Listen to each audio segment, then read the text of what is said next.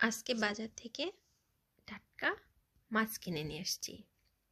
একদম টাটকা রুই মাছ।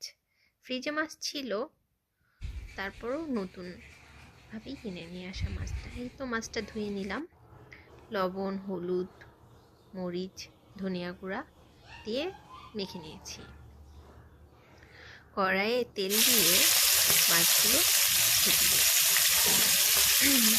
আমি মাছ মাংসতে প্রতিবারই নতুন মশলা দিয়ে রান্না করি। মশলা শিলপাটায় বেটে নিয়েছি, একটু বেশি পরিমাণে বেটে নিয়েছি। পরে তেল দিলাম।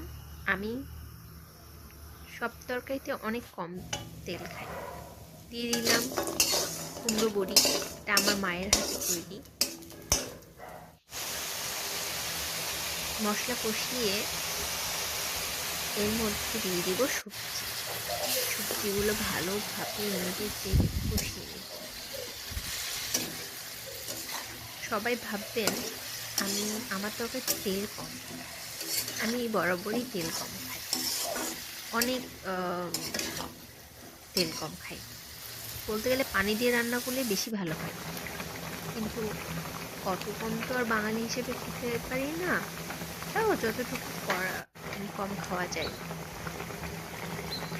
এই যে আমার মাছের তরকারি অনেকটাই তৈরি হয়ে গেছে, রেডি। পাশে আরেকটা সবজি রান্না করছি, এটাতেও তেল কম। কেমন লাগলো আমার আজকে রান্না বান্না জানাবেন কিন্তু।